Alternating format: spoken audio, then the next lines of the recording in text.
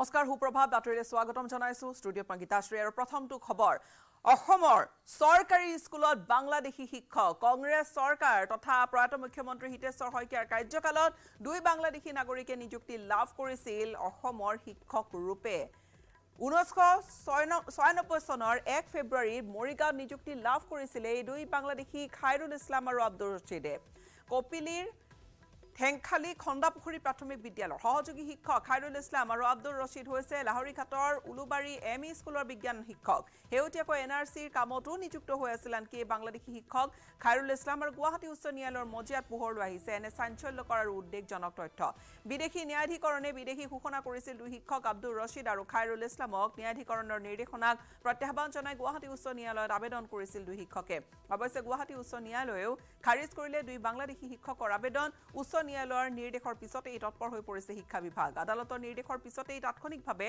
দুই বাংলাদেশী শিক্ষকক বৰখাস্ত কৰিছে প্ৰাথমিক শিক্ষা সঞ্চালকে মৰিগাঁৱত বাংলাদেশী নাগৰিকে শিক্ষকতা কৰা ন্যায়ালয়ৰ মজিয়াত এই বিস্ফোৰক তথ্য উন্মোচিত হোৱাৰ পিছতেই লাগিছে এতিয়া হাহাকাৰ শিক্ষা বিভাগত মোহাম্মদ আব্দুৰ ৰছিদ নামৰ এই শিক্ষকজনে শিক্ষকতা কৰা বিদ্যালয়খন হৈছে উলুবাৰী মধ্য ইংৰাজী বিদ্যালয় লাহৰীঘাটৰ শিক্ষা খণ্ডৰ অন্তৰ্গত 1979 চনতে স্থাপিত হোৱা উলুবাৰী মধ্য ইংৰাজী বিদ্যালয়তে শিক্ষকতা কৰি আছিল মোহাম্মদ আব্দুৰ ৰছিদে বিদ্যালয়খনত বিজ্ঞান শিক্ষক ৰূপে কৰ্মৰত হৈ আছিল আব্দুৰ ৰছিদ আনহাতে কপিলী শিক্ষা খণ্ডৰ ঠেংখালী খন্দাপুখুৰী প্ৰাথমিক বিদ্যালয়ৰ সহকাৰী শিক্ষক খাইৰুল ইছলাম 1996 চনৰ 1 ফেব্ৰুৱাৰীত যোগদান কৰিছিল খাইৰুল ইছলামে 2018 চনত বিদেশী চিনাক্ত কৰাৰ পিছত জেললৈ প্ৰেৰণ কৰা হৈছিল খাইৰুলক দুয়োজন শিক্ষকক বিদেশী নাগৰিক হিচাপে ন্যায়াধিকৰণে ৰায় দিয়াৰ পিছতে শিক্ষা বিভাগে 24 ডিচেম্বৰত বিশেষ নিৰ্দেশনাৰ ভিত্তিত চাকৰিৰ পৰা বৰখাস্ত কৰে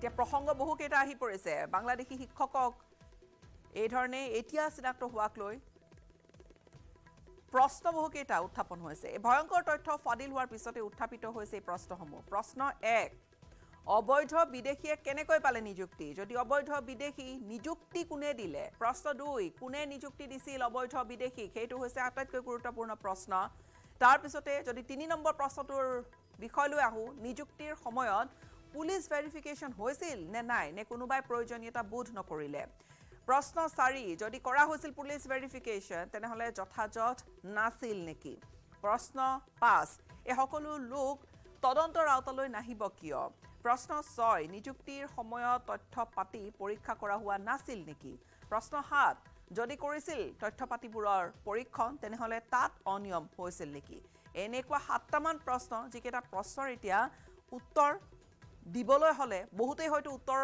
ইয়াত দিব লাগিব এই মুহূৰ্তত মৰিগাঁৱৰ পৰা আমাৰ সাংবাদিক পৱনজ্যোতি ডেকাৰ সৈতে সংযুক্ত হৈছো পৱন মৰিগাঁৱৰ এই যেটো ঘটনা পোহৰলৈ আহিলে কেনেকৈ আসলতে শিক্ষকতা কৰি আছিল বাংলাদেশী নাগৰিকে এতিয়া পোহৰলৈ আহিছে গুৱাহাটী উচ্চ ন্যায়ালয়ৰ মজিয়াত স্বাভাৱিকতে প্ৰতিক্ৰিয়া কেনেকুৱা দেখা গৈছে নিশ্চয়কৈ গীতাশ্ৰী আসলতে দুই বাংলাদেশী শিক্ষকে কিদৰে নিযুক্তি লাভ কৰিলে বা অত বছৰ আসলতে চাকৰি কৰিলে চাকৰি যেতিয়া বৰখাস্ত কৰে তাৰ আগ মুহূৰ্তলৈকে ৭৫% দৰমহা তেখেতসকলক প্ৰদান কৰা হৈছিল বুলি তেখেতসকলৰ সহযোগী শিক্ষকে আমাক জানিবলৈ দিছে আৰু তাৰ পিছত আসলতে এই যি উচ্চ ন্যায়ালয়ে যি সিদ্ধান্ত গ্ৰহণ কৰিলে তাৰ পিছতে সমগ্ৰ জিলাখনতে জোকাৰণি সৃষ্টি কৰিছে কিদৰে বাংলাদেশী শিক্ষকে নিযুক্তি লাভ কৰিলে বা অতদিন কিদৰে যি পাঠদান অব্যাহত ৰাখিলে তাৰ পিছত এতিয়া দল সংগঠনসমূহ জাঙুৰ খাই উঠিছে আৰু পৰৱৰ্তী সময়ত নিশ্চয়কৈ লক্ষণীয় হ'ব আচলতে দল সংগঠনসমূহ কি ভূমিকা পালন কৰে বা এই ক্ষেত্ৰত কেনেধৰণৰ দাবী তোলে সেয়া লক্ষণীয় হৈ পৰিব আমি সদৌ ছাত্ৰ সন্থাৰ লগত যোগাযোগ কৰিছোঁ তেখেতসকলে পৰৱৰ্তী যি আমাৰ বাতৰি তাৰ সেই বাতৰিত আমি তেখেতসকলৰ ভাষ্য আমি প্ৰদান কৰিম বা আমি সম্প্ৰচাৰ কৰিম কিন্তু কথা হ'ল এনেদৰে কি সাহসত কি দৰে আসলতে বাংলাদেশী শিক্ষক ৰূপে আসলে নিযুক্তি লাভ কৰিলে সেয়াহে লক্ষণীয় এইখিনি সময়ত গীতাশ্ৰী পৱন বিদেশী ন্যায়াধিকৰণে বিদেশী ঘোষণা কৰিছিল তাৰপিছতে গোটেই প্ৰক্ৰিয়াটো আসলতে ন্যায়ালয়ৰ মজিয়াত যিহেতু আছিল ন্যায়াধিকৰণক নিৰ্দেশক প্ৰত্যাহ্বান জনাই তেওঁলোকে উচ্চ ন্যায়ালয়ৰ দ্বাৰস্থ হৈছিল এতিয়া প্ৰশ্নটো স্বাভাৱিকতে এই ধৰণেৰে আহিছে কেৱল এই দুজন শিক্ষকেনে যিহেতু এটা কেলেংকাৰী হৈছিলে পুলিচ এতিয়া আমি 7টামান প্ৰশ্ন আমি ইতিমধ্যে আগবঢ়াইছো যে কোনে কৰিছিল পুলিচ ভেৰিফিকেশ্যন হৈছিল নে নাই নিযুক্তি তথ্যপাতিবোৰ তেওঁলোকৰ নথিপত্ৰবোৰ ভাল ধৰণে চোৱা হৈছিল নে নাই তেনেহ'লে প্ৰসংগক্ৰমে এই বিষয়টো আনিব পাৰি পৱন যে তেনেকৈ হয়তো নথিপত্ৰ নোচোৱাকৈ হয়তো আৰু কোনোবা ৰৈ গৈছে আৰু কোনোবা হয়তো এই ধৰণে চৰকাৰীভাৱে নিযুক্তি লাভ কৰি আছে কোনোবা অবৈধ নাগৰিকে নিশ্চয়কৈ গীতাশ্ৰী এতিয়া যেতিয়া নেকি এই কথাটো পোহৰলৈ আহিছে তাৰপিছত যদি ভালকৈ তন্নতন্নকৈ পৰীক্ষা কৰা হয় তেতিয়াহ'লে নিঃসন্দেহে আৰু এনেধৰণৰ শিক্ষক ওলাব যি শিক্ষকক ইতিমধ্যে ন্যায়াধীশে বা ন্যায়ালয়ত ৰায় ঘোষণা হোৱা নাই বা কেছ চলি আছে এনেধৰণৰ শিক্ষক নিশ্চয়কৈ ওলাব কিন্তু তদন্ত আচলতে কিদৰে হ'ব সেয়ে এক লক্ষণীয় কিয়নো যদি তদন্ত সুচাৰুৰূপে হয় তেতিয়াহ'লে নিশ্চয়কৈ আৰু শিক্ষক বা আৰু এনেধৰণৰ কৰ্মচাৰী চৰকাৰী কৰ্মচাৰী নিশ্চয়কৈ ওলাব বুলি আমি এক ধাৰণা কৰিব পাৰি গীতাশ্ৰী পৱন চাবলৈ গ'লে এতিয়া তেওঁলোকক বৰখাস্ত কৰা হৈছে গোটেই ঘটনাটো আচলতে কেতিয়াৰে পৰা বিদেশী ন্যায়াধিকৰণৰ গোটেই প্ৰক্ৰিয়াটো বিদেশী ন্যায়াধিকৰণৰ কেতিয়াৰ পৰা চলি আছিল 2018 চনৰ পৰা নে তাৰ পূৰ্বৰে পৰা নিশ্চয়কৈ 2018 চনত আচলতে এইকেইজন লোকক বিদেশী ন্যায়াধিকৰণে আচলতে বিদেশী ঘোষণা কৰিছিলে কিন্তু কথাটো তাৰ আগৰ পৰাই আৰম্ভ হৈছে কিয়নো এই ঘোষণা হৈছে আপোনাৰ 2018 চনত কিন্তু এই শিক্ষকজনে আপোনাৰ চাকৰিত যোগদান কৰিছিল 1996 চনৰ 1 ফেব্ৰুৱাৰীত তাৰপিছত আচলতে যি বিদেশী ন্যায়াধিকৰণত এই কেছটো চলি আছিল আৰু 2018 চনত আচলতে এই দুজন শিক্ষকক বিদেশী বুলি ন্যায়াধিকৰণে আচলতে ঘোষণা কৰে তাৰপিছতে তেখেতসকলে আচলতে উচ্চ ন্যায়ালয়লৈ যায় উচ্চ ন্যায়ালয়তো মুখ থেকেচা খায় যোৱা বছৰ 24 ডিচেম্বৰৰ দিনা এখেতসকলক বিদেশী বুলি উচ্চ ন্যায়ালয়ে ঘোষণা কৰে তাৰপিছতে আচলতে যি অসম চৰকাৰ শিক্ষা বিভাগে এই দুইজন শিক্ষকে বৰ্খাস্ত কৰাৰ পিছতে আচলতে এই কাহিনীসমূহ পোহৰলৈ আহিছে নিশ্চয়কৈ অৰ্থাৎ ইতিমধ্যে প্ৰায় ভালেখিনি চাকৰি ভালেখিনি এটা দীঘলীয়া সময় তেওঁলোকে ইতিমধ্যে চৰকাৰী শিক্ষক ৰূপে চাকৰি কৰিলে তেওঁলোকে ধৰা পৰাৰ পূৰ্বে বা বিদেশী হিচাপে চিনাক্ত হোৱাৰ পূৰ্বে তেওঁলোকে এটা দীঘলীয়া কাৰ্যকাল চাকৰি কৰিছে এগৰাকী শিক্ষকে 1996 পৰা তেওঁ কাম কৰি আছে আনজনে কেতিয়াৰ পৰা কাম কৰি আছিলে নিশ্চয়কৈ আচলতে ইজন শিক্ষকে একে সময়ছোৱাতে আচলতে চাকৰিত যোগদান কৰিছিল আৰু তেতিয়াৰ পৰা ক্ৰমান্বয়ে চাকৰি কৰি গৈ আছিল কিন্তু এই যি উচ্চ ন্যায়ালয়ে যি ৰায় প্ৰদান কৰিলে তাৰ পিছতহে আচলতে এইসকল শিক্ষকক বৰ্খাস্ত কৰে তাৰমানে আচলতে সময় পৰ্যায়ৰ দুইজন শিক্ষকে যোগদান কৰিছিল আৰু সমান সময় আচলতে এই দুইজন শিক্ষকে যি চৰকাৰী দৰমহা চৰকাৰী সা সুবিধা লাভ কৰি আছিল গীতাশ্ৰী পৱন স্বাভাৱিকতে আমি প্ৰশ্ন বহুকেইটা আগবঢ়াইছো এই প্ৰশ্নকেইটা হৈছে যে তেওঁলোকৰ নথিপত্ৰবোৰ কোনোবাই ভালদৰে নাচালে নেকি যিহেতু 1996 চনতে তেতিয়াৰ হিতেশ্বৰ শইকীয়া চৰকাৰৰ সময়ছোৱাতে তেওঁলোকৰ নিযুক্তি হৈছিলে 96 পৰা আজি বহু সময় পাৰ হৈ গৈছে সেই কাগজপত্ৰ কোনে চাইছিলে ভালদৰে চোৱা হোৱা নাছিল নেকি পুলিচ ভেৰিফিকেশ্যন কৰা হৈছিল নে নাই নে প্ৰক্ৰিয়াটো ভালদৰে হোৱা নাছিল এই ধৰণৰ বহুকেইটা প্ৰশ্ন আছে এতিয়া পৱন নিশ্চয়কৈ সেই সময়ছোৱাত আচলতে কেনেদৰে নিযুক্তি প্ৰদান কৰা হৈছিল বা কি পৰীক্ষা নিৰীক্ষা কৰিছিল সেইসমূহ বিষয় আচলতে শিক্ষা বিভাগ বা চৰকাৰেহে জানিব কিন্তু কথাটো হ'ল আচলতে এই যিসকল নিযুক্তি প্ৰক্ৰিয়াত কিছু খেলিমেলি থকা নিশ্চয়কৈ প্ৰমাণ আহি পৰিছে কিয়নো এনেদৰে বিদেশীয়ে কিদৰে চাকৰি লাভ কৰিলে বা কিদৰে আচলতে ইমান দিন চাকৰি কৰিলে সেয়া এক প্ৰশ্ন কিন্তু এই তদন্ত যেতিয়া ভালকৈ হ'ব নিশ্চয়কৈ উৰহি ধৰাত পৰিব আৰু কোন জড়িত আছে এই ক্ষেত্ৰত সমূহ তথ্য আচলতে পোহৰলৈ আহিব গীতাশ্ৰী নিশ্চয়কৈ ধন্যবাদ জ্ঞাপন কৰিছোঁ পৱন আমাক এইখিনি আপডেট আপুনি জনালে কিন্তু এই গোটেই ঘটনাটো আচলতে শিক্ষা বিভাগ জোকাৰি গৈছে ৰাইজৰ মাজত ব্যাপক প্ৰতিক্ৰিয়া হৈছে দুজন বাংলাদেশী নাগৰিক তেওঁলোকে শিক্ষকতা কৰি আছিল আৰু অসম চৰকাৰত চাকৰি কৰি আছিল চৰকাৰী শিক্ষক ৰূপে তেওঁলোকে দীঘলীয়া সময় ইতিমধ্যে তেওঁলোকে চাকৰি কৰিছে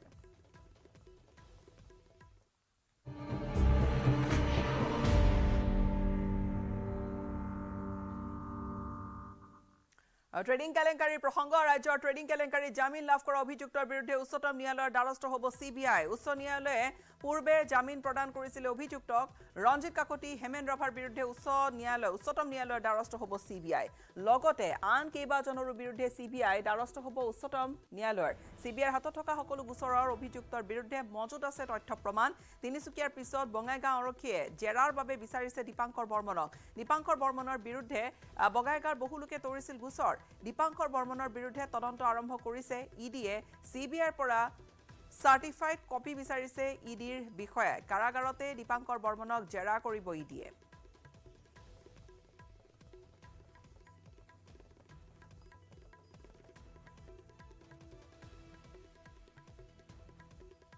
ৰাজ্যৰ ট্ৰেডিং কেলেংকাৰী জামিন লাভ কৰা অভিযুক্তৰ বিৰুদ্ধে উচ্চতম ন্যায়ালয়ৰ দ্বাৰস্থ হ'ব এতিয়া CBI উচ্চ ন্যায়ালয়ে পূৰ্বে জামিন দিছিলে এই অভিযুক্ত কেইজনক আৰু তাৰ বিৰুদ্ধে এতিয়া CBI সৰ্বোচ্চ ন্যায়ালয়ৰ দ্বাৰস্থ হ'বলৈ সাজু হৈছে ৰঞ্জিত কাকতিয়ে জামিন পাইছিলে একেধৰণে হেমেন ৰাভাৰ বিৰুদ্ধে উচ্চতম ন্যায়ালয়ৰ দ্বাৰস্থ হ'ব CBI যিহেতু ইতিমধ্যে জামিন পাইছিলে আৰু লগতে আন কেইবাজনৰো বিৰুদ্ধে CBI দ্বাৰস্থ হ'ব উচ্চতম ন্যায়ালয়ৰ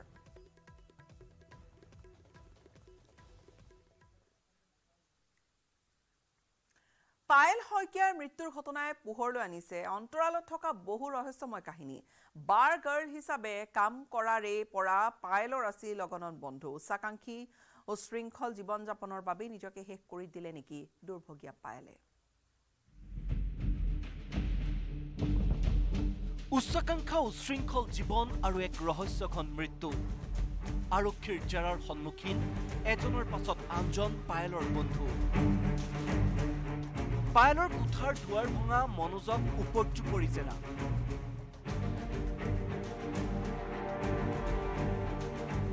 গুৱাহাটীৰ পায়েল শইকীয়াৰ মৃত্যুৰ ঘটনাই পোহৰলৈ আনিছে অন্তৰালত থকা বহু ৰহস্যময় কাহিনী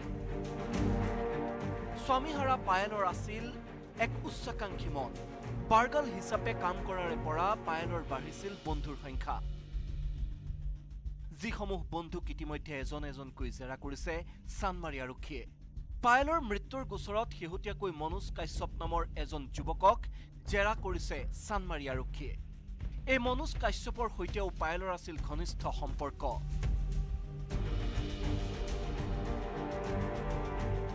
ঘটনাৰ নিশা মনোজেই ভাঙিছিল পায়েলৰ ফ্লেটৰ দুৱাৰ হাতত ৰড লৈ মনোজে দুৱাৰ ভঙাৰ দৃশ্যবন্দী হৈছিল চিচি কেমেৰাত পায়েলৰ ফ্লেটলৈ সঘন আহজা আছিল এইজন মনোজ কাশ্যপৰ আৰক্ষীৰ জেৰাত মনোজৰ স্বীকাৰোক্তি পায়েলৰ মাতৃয়ে কৈছিল দুৱাৰ ভাঙিবলৈ আৰক্ষীয়ে মনোজক সোধা পোছা কৰি কেইবাটাও চৰ্তত দিছে যাবলৈ সেই অনুসৰি তদন্ত শেষ নোহোৱা পৰ্যন্ত অসমেৰি যাব নোৱাৰিব মনোজে আৰক্ষীৰ অনুমতি লৈহে বাহিৰলৈ যাব পাৰিব মনোজ ইফালে ঘটনা সন্দৰ্ভত আৰক্ষীয়ে জেললৈ প্ৰেৰণ কৰিলে ৰাজ খাউণ্ড আৰু মানৱজ্যোতি কোচক ৰাজ খাউণ্ডৰ বিৰুদ্ধে আছিল পায়েলক বলপূৰ্বকভাৱে গৰ্ভপাত কৰোৱাৰ অভিযোগ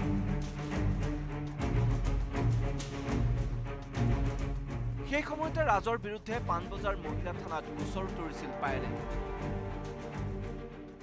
সেই সময়ত পাণবজাৰৰ মহিলা আৰক্ষীয়ে কোনো ব্যৱস্থাই নললে ৰাজৰ বিৰুদ্ধে ৰাজৰ মানসিক নিৰ্যাতনতেই পায়েলে আত্মহত্যা কৰাৰ অভিযোগ আনহাতে ব্লেকমেইলিং কৰাৰ অভিযোগত গ্ৰেপ্তাৰ হৈছিল মানৱজ্যোতি কোচ ঘটনাৰ পূৰ্বে 30 ডিচেম্বৰৰ নিশাটো পায়েলৰ ফ্লেটত কটাইছিল মানৱে পুৱা মানৱ ফ্লেটৰ পৰা ওলাই যোৱাৰ দৃশ্য বন্দী হৈছিল চিচি কেমেৰাত সেই সময়ত পায়েলৰ সৈতে কাজিয়াও হৈছিল অভিযুক্ত মানৱৰ আৰক্ষীৰ সন্দেহ মানৱ আৰু ৰাজৰ হেঁচাৰ বাবেই আত্মঘাতী হ'ল পায়েল প্ৰিন্স কুমাৰ ডেকাৰ report news 18 Assam north east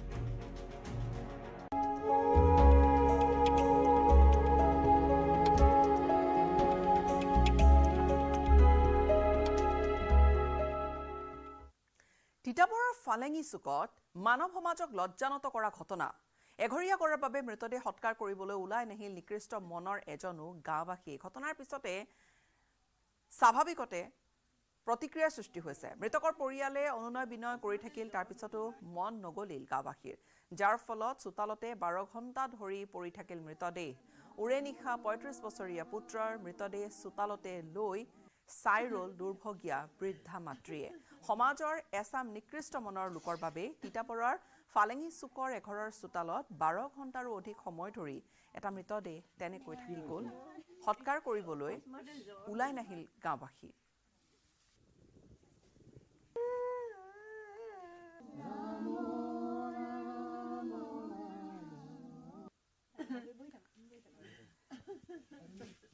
আসলতে ঘটনাটোৰ আৰম্ভণি আজি প্ৰায় 2 বছৰমান পূৰ্বৰে প্ৰায় 2 বছৰ আগতে দিগন্ত বৰা নামৰ যুৱকজনে মদ্যপান কৰি সমাজৰ একাংশ লোকৰ লগত তৰ্কাতৰ্কি লিপ্ত হৈছিল তাৰ বাবে এঘৰীয়া কৰি থৈছিল পৰিয়ালটো কিন্তু নিজৰ ভুলৰ শুধৰণি বিচাৰি সমাজৰ আগত পান তামোল দি ক্ষমা ভিক্ষা বিচৰাৰ পিছতো সমাজে আকোৱালি লোৱা নাছিল পৰিয়ালটোক অৱশেষত দুৰ্ভগীয়া পৰিয়ালটোক সহায়ৰ বাবে আগবাঢ়ি আহিল বীৰলাচি থেনা পৰিয়াল তথা আত্মীয়ৰ সহায়ৰ 12 ঘণ্টাৰ পিছত সৎকাৰ কৰা হল মৃতদেহ এই ঘটনাই তীব্ৰ প্ৰতিক্ৰিয়া সৃষ্টি কৰাৰ লগতে ধিক্কাৰ দিছে নিকৃষ্ট মনৰ গাঁওবাসী ৰাইজেও একোটা মানে মীমাংসা কৰিমকৈ এতিয়ালৈকে অহা নাই 3টা বজাত এওঁ ঢুকাইছে ৰাতি 3টা বজাত আজি এতিয়ালৈকে আহি পোৱাহি নাই আমি নিজে সেইটো চেষ্টা কৰিছোঁ যেন আমি বোলোৱা খৰি পাত কাটি মেলি আমি নিজে হেৰি কৰি থৈ দিওঁ সেইটোৱে বুলি ভাবি সেয়া হেৰি কৰিছোঁ কি ক'ম আৰু ল'ৰাটো মোৰ ভাইটি হয় সম্বন্ধীয় ভাইটি মোৰ ভাইটিয়ে গাঁৱৰ চবৰে ঘৰতে গৈ কোনোবা মৰিলে মানে কোনো জাতি ভেদ বুলি নাই কোনো খেলৰ কথা নাই চবৰে ঘৰতে গৈ সি খৰি দিয়েগৈ গৈ কিন্তু আজি তাৰ মৃত্যুত কোনেও খৰি এডালো দিবলৈ নাহিলে গাঁৱৰ ৰাইজে ৰাতি 3টা বজাতে ঢুকালে ঘৰতে ঢুকালে বেলেগতো নহয় জ্বৰ হৈছিলে বুলি কোৱা শুনিছিলোঁ মোৰ মাহী ল'ৰা হয় তেখেতৰ নাম হৈছে দিগন্ত বৰা মাহী একমাত্ৰ ল'ৰা আছিলে তেখেত অকস্মাতে বিয়োগ হৈ ঢুকালে আৰু তেখেতৰ এতিয়া সৎকাৰটো মানে জ্বলাই দিবলৈও কোনো গাঁৱৰ মানুহ নাহিলে আমি ফালেঙি চুক গাঁৱৰ মানে 2-3 বাৰকে ক'লোঁ কিন্তু কোনো নাহিলে এতিয়া আমি এতিয়া অসহায় আমি ভাবিব নোৱাৰোঁ কাৰণ শ্ৰেষ্ঠ জীৱ হিচাপত মানে মানুহৰ জীৱটোৱে কিন্তু ইয়াতো দুখ লগা কথা কিন্তু আজিৰ তাৰিখত গাঁৱৰ মানুহ যেতিয়া উপস্থিত নহ'লহি সজাগতা হৈ মানুহখিনি হ'বলগীয়া বহুত বাকী থাকিলে আৰু ভৱিষ্যতেও নহয় চাগে আৰু আমিতো ভাবিছোঁ যে আৰু ওচৰ মানুহ হিচাপত তেওঁলোকে বুজি নাপাইছে হয় আজিকৈ অতি দুখৰ বিষয় ঠিক আজি আমি মাধৱপুৰ আঞ্চলিক সমিতিয়ে ৰাতিপুৱা ঠিক 7 বজাত আমি ফালেঙি চুকৰ পৰা তেওঁ ফোন পাওঁ ঠিক ফোন পায়ে আমি ততাতৈয়াকৈ ফোনটো ৰিচিভ কৰি গোটেই কথাবিলাক তেখেতৰ পৰা বুজ লৈ তেখেতলোকে আমাক কৈছে এনেকৈ এজন ফালেঙি চুকৰ গাঁৱৰ এজন মৃত ব্যক্তি কালি ৰাতি 9টা বজাত তেখেত ঢুকাইছে তেখেতলোকৰ সৎকাৰ কৰিবলৈ কোনো মানুহ নাই তেনেকৈ বুলি আমাক কথাটো অৱগত কৰে আমি কথাটো শুনি লগালগ ইয়াত উপস্থিত হয়হি চিধাই হৈ মই তেখেতলোকৰ গোটেই তেখেতলোকৰ পৰা মত লওঁ মত লৈ পেলানি তেখেতৰ মানে সংগত থকাৰে যোন জ্যেষ্ঠ মানে বয়সস্থৰ মানে তেখেতৰ ওচৰলৈ যাওঁ তেখেতৰ ওচৰত গৈ মানে তেখেতক গোটেই কথাবিলাক কওঁগৈ যাতে আপোনালোকৰ সংগতে আছিলে এনেকৈ এজন মানুহ ঢুকালে আপোনালোক আহক তেখেতলোকক উদ্ধাৰ কৰকহি সমাজত তেখেতে মোক ক'লে তেখেতলোক হয় আগত আছিলে কিন্তু বৰ্তমান এতিয়া নাই কাৰণে আমাৰ অকণমান অসুবিধা হ'ব আমি গোটেই কথাষাৰ আলোচনা কৰি লওঁ ঠিক আকৌ মই পুনৰ গ'লোঁ তেখেতলোকৰ ওচৰলৈ পুনৰ গৈ পেলাই তেখেতলোকক আকৌ গোটেই কথাটো তেওঁ কওঁগৈ চাওক আমাৰতো টাইমটো হৈ আহিছে আমিতো বেছি দেৰি ৰ'ব নোৱাৰোঁ তেখেতে ক'লে যে আমাৰ সভাপতি বাপ নাই তেতিয়া আমি গোটেই কথাটো আমি মানে এনেকৈ কৰিব নোৱাৰিম তেতিয়া মই ক'লোঁ চাওক আমি যদি খেলৰ বাট নলৈ যদি আমি ওচৰ চুবুৰীয়া হিচাপত তেখেতলোকক সহায় কৰোঁগৈ সেইটো কৰিব নোৱাৰোঁ নেকি তেতিয়া তেওঁ মোক এটা মানে উত্তৰ দিলে কি আমি সেইটো কৰিব পাৰিলেও আমাৰ ওচৰত কোনো মানুহ নাই এতিয়া তোমালোকে নিজে কৰা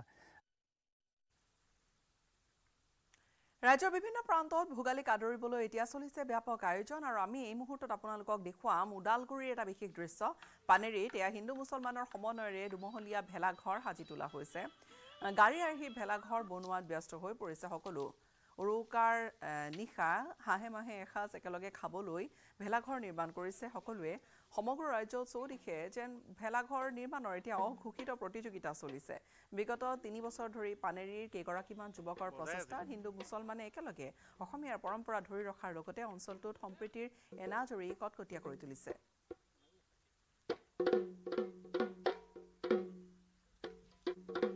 সন্মুখত অসমীয়াৰ বাপুতি সাহোন ভোগালী বিহু আৰু তাক লৈ চলিছে সকলোতে ভেলাঘৰ বনোৱাৰ অঘোষিত প্ৰতিযোগিতা এই দৃশ্য হৈছে পানেৰীৰ আৰু পানেৰীত হিন্দু মুছলিম একেকাৰ হৈ সমন্বয়ৰ বাৰ্তা লৈ তেওঁলোকে এইটো দুমহলীয়া ভেলাঘৰ তৈয়াৰ কৰিছে। আৰু এটা কথা ক'ব লাগিব যে ভোগ বুলি ক'লে ভোগৰ উৎসৱ ভোগালী বুলি ক'লে হিন্দু মুছলিম সকলো একেকাৰ হৈ সকলোৱে পৰিয়ালৰ সৈতে এসাঁজ খাবলৈ সকলোৱে প্ৰস্তুতি চলায়। আৰু এই দৃশ্য হৈছে পানেৰীৰ, আৰু পানেৰীত এইদৰে আচলতে দুমহলীয়া ভেলাঘৰ এটা নিৰ্মাণ কৰা পৰিলক্ষিত হৈছে। আৰু ইয়াত এটা কথা ক'ব লাগিব যে এই যিসকল যুৱকে এই ভেলাঘৰটো তৈয়াৰ কৰিছে এইসকল হৈছে প্ৰায় সংখ্যকে মুছলিম যুৱক আৰু দুই এজন আছে হিন্দু যুৱক। আৰু তেওঁলোকে এক সমন্বয়ৰ বাৰ্তা লৈ এই ভেলাঘৰটো দুমহলীয়া ভেলাঘৰটো তৈয়াৰ কৰিছে। আৰু সকলোৱে হিন্দু মুছলিম এক হৈ উৰুকাৰ নিশা সকলোৱে এক হৈ তেওঁলোকে ভেলাঘৰত তেওঁলোকে এসাঁজ খাব। মোৰ লগত এই যি ভেলাঘৰ নিৰ্মাণ কৰা যিসকল যুৱক আছে তেওঁলোকৰ পৰা মই পোনে পোনে জানিবলৈ চেষ্টা কৰিম। তোমাৰ নাম কি? হিমাংশু কলিতা। এই ভেলাঘৰটো কিমানজনে বনাইছা? আমি 8জন আছো। 8জন। ইয়াতে মুছলিম কিমানজন আছে? ইয়াতে মুছলিম 7জন আছে, মই 8 নম্বৰজন হিন্দু। 8 নম্বৰজন হয়। হিন্দু। এই ভেলাঘৰটো বনাওঁতে কিমান দিন লাগিছে? প্ৰায় 26 দিন লাগিল, আৰু আমি হাতত 6 দিন ৰাখিছো, আৰু তাৰপিছত মুকলি হ'ব। খানা কিহেৰে চলিব? খানা হাঁহ ছাগলী মুৰ্গী। এই হিন্দু মুছলিম সকলো পৰিয়াল এক হৈ খাব? সকলোৱে এক হৈ খাম আমি ইয়াতে, ফূৰ্তি কৰিম এইখিনিয়ে, চবে একেলগে খাম নিশ্চয়। হয়, আৰু মই কিছু আগলৈ যাবলৈ চেষ্টা কৰিছো। কি নাম তোমাৰ? আছিগিলাই। আছিগিলাই। আছিগিলাই। তোমাৰ নাম? মোৰ নাম চাহিদুল হক। চাহিদুল হক। তোমাৰ নাম? পৰাগজ্যোতি বৰ্মন। পৰাগজ্যোতি বৰ্মন। হয়। তোমাৰ নাম? নমস্কাৰ, পাৰভেজ ৰহমান মোৰ নাম। এই এনেকে ভেলাঘৰ এইবাৰে প্ৰথম বনাইছা আগতেও বনাইছা? আগতে এইবাৰ তৃতীয়বাৰ আমি বনালোঁ। হয়। কেনেকুৱা লাগিছে ভেলাঘৰ? বহুত ভাল লাগিছে, সকলোৱে মিলি বনাইছোঁ। খানা খোৱা মানুহ কিমান হ'ব? খানা খোৱা মানুহ মা দেউতাই খাব নে নাই? খাব, সকলোৱে খাব। কি কি থাকিব খানাত? হাঁহি থাকিব, হাঁহ থাকিব আৰু মুৰ্গী। হয়। আৰু কিমান দিন লাগিব সম্পূৰ্ণ হ'বলৈ? আৰু 6 দিন লাগিব। 6 দিন হাতত ৰাখিছোঁ, 6 দিন। হয়। তোমাৰ নাম কি? নমস্কাৰ, মোৰ নাম মহম্মদ ইমৰান আলী। ভেলাঘৰটো বনাই কেনেকুৱা লাগিছে? ভাল লাগিছে। খানা কেনেকুৱা চলিব? খানাটো হাঁহ হ'ব, লোকেল মুৰ্গী আছে আৰু হাঁহি।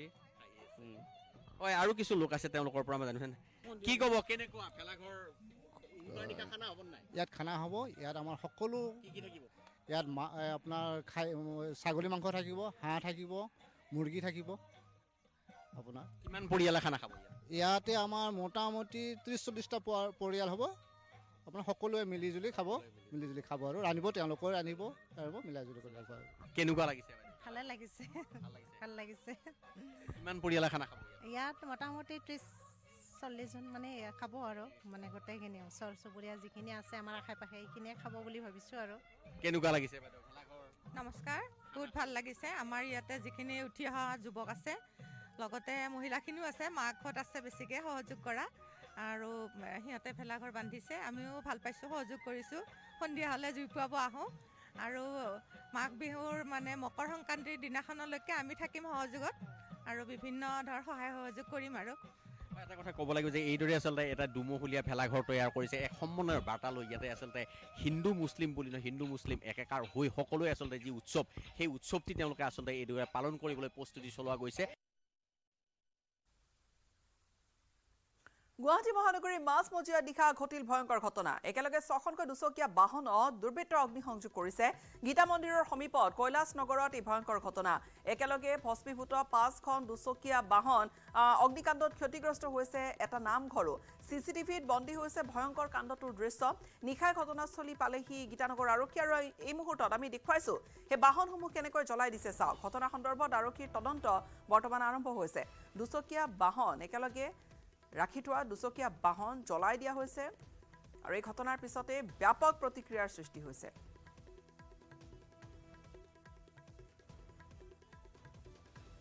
ফোনযোগে সংযুক্ত হৈছে আমাৰ সাংবাদিক অজয় বৰ্মনৰ সৈতে। অজয়, এয়া বাহনসমূহ জ্বলাই দিয়াৰ ঘটনা CCTVত কি ধৰা পৰিছে? কোন দুৰ্বৃত্ত?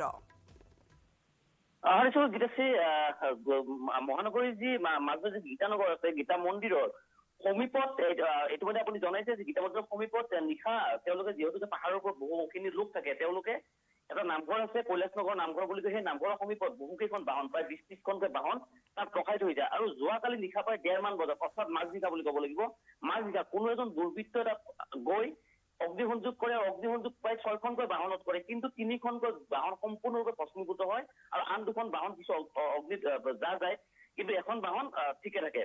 কিন্তু ক'ব লাগিব যে চিচি কেমেৰাৰ ভিজুৱেল ইতিমধ্যে আমি নিজে দৰ্শকসকলক দেখুৱাইছো। সেই চিচি কেমেৰাৰ ভিজুৱেলত কিন্তু এজন যুৱকে কিন্তু সেই স্থানত অহা যোৱা কৰি থকা কিন্তু পৰিলক্ষিত হৈছে। আৰু ইতিমধ্যে মই জনাইছোৱে যে যি স্থানীয় লোকৰ খবৰৰ ভিত্তিত সেই স্থানত গীতানগৰ আৰক্ষী লোক আহি উপস্থিত হৈছিল নিশাৰ ভাগতে, আৰু সেই চিচি কেমেৰা ভিজুৱেলছ বা স্থানীয় লোকৰ যি ভাষ্য সেয়া সংগ্ৰহ কৰিছে। কিন্তু এটা কথা ক'ব লাগিব, যিহেতুকে প্ৰায় মাজনিশা এই ঘটনা সংঘটিত হৈছিল, তাত কিন্তু ওচৰ পাজৰৰ লোকে কিন্তু কোনো লোকক অহা যোৱা কৰা দেখা নাছিল। কিন্তু চিচি কেমেৰাত কিন্তু এজন যুৱকক কিন্তু স্পষ্টভাৱে দেখা পোৱা গৈছে। হয়তো আৰক্ষীয়ে যিহেতুকে তদন্ত আৰম্ভ কৰিছে, হয়তো আৰক্ষী তদন্তত কিছু সময় পিছতে সেই কোন যুৱকে বা সেই কিহৰ কাৰণে এনেকুৱা ধৰণৰ ঘটনা সংঘটিত কৰিলে আৰু কোন কোন লোক জড়িত আছে সেয়া হয়তো জলজল পথ হৈ পৰিব। গীতাশ্ৰী, কিছু ভাষ্য আছে, আমি দৰ্শকৰ বাবে সেই ভাষ্যখিনি আগবঢ়াম। আমিতো শুই আছিলো, নিশা 1টামান বাজিছে। ওচৰৰ মানুহে মোক মাতিলে, পংকজ দা তোমাৰ ঘৰৰ ওচৰত বাইক জ্বলিছে, উঠি আহচোন। আহিলো, আহি চাওঁ, দেখিলো যে হয় বাইক জ্বলি আছে। তাৰ মই ঘৰৰ মানুহখিনি মাতিলো, ঘৰৰ মানুহখিনি মাতি দেউতা ভাইটি এনেকে মাতি পানী মাৰিলো, পানী মাৰি বাইকখিনি হেৰি কৰিছো, আপোনাৰ জুইটো নিয়ন্ত্ৰণ কৰিছো। আৰু আৰক্ষীক জনাইছো ৰাতি, আৰক্ষী আহিছে। মানুহ মই নাই, চিচি কেমেৰা আছে মোৰ ঘৰৰ। মোৰ চিচি কেমেৰা ফুটেজত এজন মানুহ জ্বলাই দিয়াটো দেখা গৈছে, আৰু কিন্তু মানুহজন কোন মই স্পষ্ট ধৰিব পৰা নাই। আৰু 1:04 হৈছে। 5খনমান জ্বলিছে, 3খনতো বহুত জ্বলি গৈছে, 2খন অলপ কম হৈছে। আৰু এই ধৰণেৰে বাহনসমূহ জ্বলাই দিয়া হৈছে, এয়া কাৰোবাৰ শত্ৰুতা নে এয়া দুৰ্বৃত্তৰ এই ধৰণৰ ঘটনা? অজয়, স্বাভাৱিকতে চাবলৈ গ'লে ভয়ংকৰ ঘটনা এটা, এনেকৈ বাহনবোৰ ৰাখি থোৱা হৈছে, গৰাকী ঘৰত আছে আৰু এই বাহনসমূহ একেলগে জ্বলাই দিছে পাৰ্ক কৰি থোৱা অৱস্থাত। যিজন যুৱক ধৰা পৰা বুলি কৈছে, আৰক্ষীয়ে কি কয়, বিচাৰি উলিয়াবলৈ সক্ষম হৈছেনে? হয় গীতাশ্ৰী, ক'ব লাগিব যে এয়া কোনো সাধাৰণ ঘটনা নহয়, কিয়নো 6খনকে বাহন তেওঁলোকে অগ্নিসংযোগ কৰিছে। আৰু হয়তো সৌভাগ্যবশতঃ ওচৰত পাজৰে কোনো ঘৰ নাছিল বা কোনো লোক নাছিল বা তেনেকুৱা কোনো বস্তু নাছিল, যাৰ কাৰণে নেকি হয়তো সমগ্ৰ অঞ্চলটোতো জুই সংঘটিত হ'ব পাৰে বা কোনো লোকৰ ঘৰো জ্বলি যাব পাৰে। সেয়া এটা কথা, প্ৰথম কথা। আৰু দ্বিতীয়তে ক'ব লাগিব যে কাষত আৰু নামঘৰ আছিল, কৈলাশনগৰ যি নামঘৰৰ কথা ইতিমধ্যে মই উল্লেখ কৰিছো, সেই নামঘৰটো কিন্তু কিছু পৰিমাণে জুইত পোৰা গৈছে, কিন্তু সৌভাগ্যবশতঃ কোনো লোকৰ ক্ষয়ক্ষতি হোৱা নাই। আৰু ইতিমধ্যে আপুনি জনাইছে যে যি চিচি কেমেৰা ভিজুৱেলছত এজন যুৱকৰ কথা কিন্তু ইতিমধ্যে ভাষ্যটো জনাইছে, আৰু চিচি কেমেৰা ভিজুৱেলছতো সেই যুৱকজনৰ কথা আছে। যিহেতুকে নিশাৰ ভাগতে আৰক্ষীয়ে তদন্ত আৰম্ভ কৰিছে, হয়তো আৰক্ষীৰ তদন্তত সেই যুৱকজন ক'ৰ পৰা আহিছে বা কি কাৰণত সেই যুৱকজনে এই গোটেইখন বাহন জ্বলাই দিছিল, তেওঁ অকলে আছিল নে অইন কোনো লোকো তাত জড়িত আছে, সেয়া কিন্তু আৰক্ষী তদন্তৰ অন্তত সেই যুৱকজন ধৰা পৰিলে সকলো ঘটনা পোহৰলৈ আহিব বুলি নিশ্চয়কৈ। এতিয়া আৰক্ষী কিমান সোনকালে সেই যুৱকক কৰায়ত্ব কৰিবলৈ সক্ষম হয় সেয়া লক্ষণীয় হ'ব, কিন্তু বাহন এনেকৈ 1-2খনকৈ 6খনমান বাহন এনেকৈ জ্বলাই দিয়া হৈছে। ধন্যবাদ অজয়।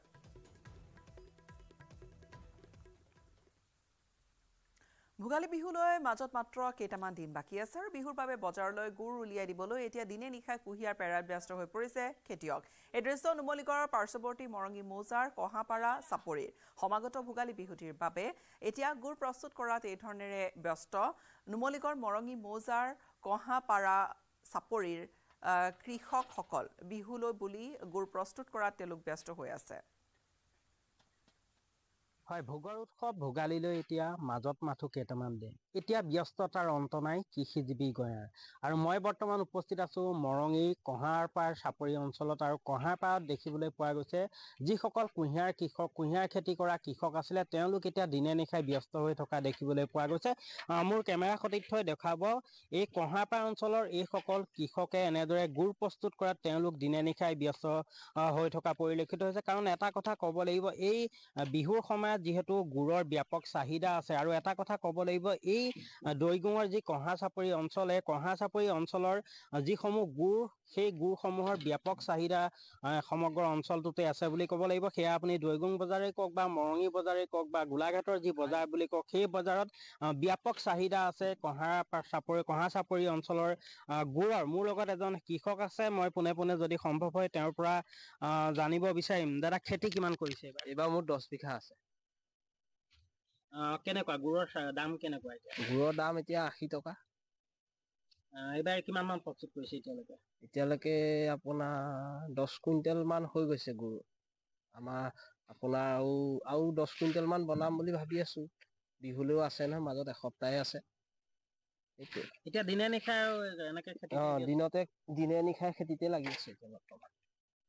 কেনেকুৱা বজাৰত চাহিদা আছে নে গুড়ৰ? গুড়ৰ চাহিদা বুলি ক'বলৈ গ'লে ইমানটো আৰু চাহিদা নাই, তেওঁ মূল্যটো চাই আৰু বিক্ৰী বাৰ্তাটো হ'লে আৰু কিবা এটা থাকে আৰু। কিমান মান সময় লাগে মানে দেখিছো এতিয়া এক খেলাই গুড় মানে কুঁহিয়াৰ ৰস উতলাই কিমান সময় এই জাপ আপোনাৰ ৰাতিপুৱা মই 8-10টামান বজাত ৰসটো উলিয়াই হৈছে এতিয়া আপোনাৰ 3টামান বজাত গুড়টো হ'ব যথেষ্ট কষ্ট হয় কিন্তু এইটো এটা সময় আৰু বিহু সময়ত যেটো গুড় উলিয়াব বিহুটো গলে গুড়টো কাম নাই হয় নিশ্চয়কৈ যিহেতু বিহু বুলি ক'লেই আচলতে গুড়ৰ বিশেষ প্ৰয়োজন আছে কাৰণ এই গুড়ৰ পৰাই গৃহিণীসকলে সেয়া পিঠাই কওক বা জলপানেই কওক সেই গুড়েই তেওঁলোকে ব্যৱহাৰ কৰে আৰু এটা কথা ক'ব লাগিব এই কঁহাৰ চাপৰি অঞ্চলটোৰ যিসমূহ গুড় এই গুড়সমূহৰ যথেষ্ট বজাৰত চাহিদা আছে আৰু তাৰ বাবে এতিয়া যিহেতু বিহুৰ সময় আৰু এই সময়টোতে আচলতে তেওঁলোকে উপাৰ্জনৰ এটা সময় আৰু এই সময়টোতে তেওঁলোকে নিজৰ পৰিয়ালটোৰ বাবে নিজৰ ঘৰখনৰ বাবে আচলতে দুপইচা উপাৰ্জন কৰাৰ এটা সময় আৰু তাৰ বাবে এনেদৰে এতিয়া দেখা পোৱা গৈছে এই অঞ্চলৰ কৃষকসকলৰ মাজত এতিয়া দেখা পোৱা গৈছে দিনে নিশাই ব্যাপক ব্যস্ততা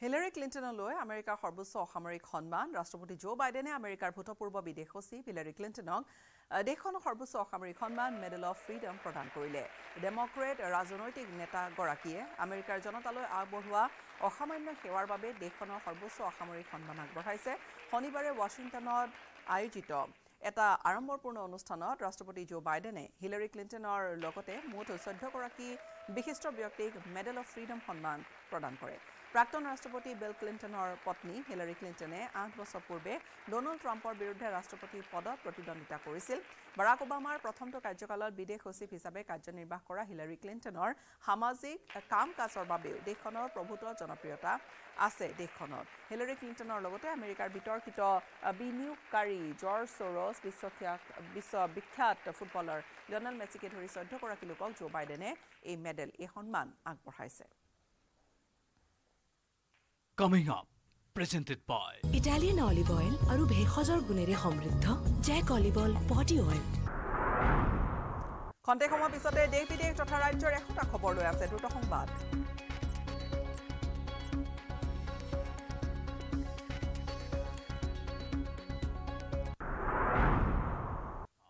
presented by Italian olive oil আৰু ভেষজৰ গুণেৰে সমৃদ্ধ জেক অলিভ অইল বডি অইল বিদায় লম ইয়াৰে সৈতে নমস্কাৰ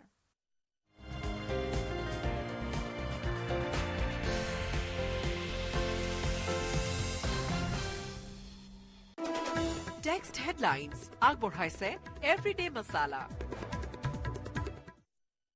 সুগন্ধ ৰং আৰু সোৱাদ খাটি এভৰিডে দিয়ে আহাৰৰ জুতি everyday spices 100% taste Everyday spices best. মনত ৰাখিব ভাল কৰি হ'ব লাগিব আৰু জন Everyday masala tasty হ'ব ভুজন Everyday spices 100% taste. Everyday spices best. সুগন্ধ ৰং আৰু সোৱাদ খাটি Everyday জিভাত দিয়ে আসল জুতি Everyday spices 100% taste. Text headlines আগবঢ়াইছে everyday masala Weather report presented by Sunrise.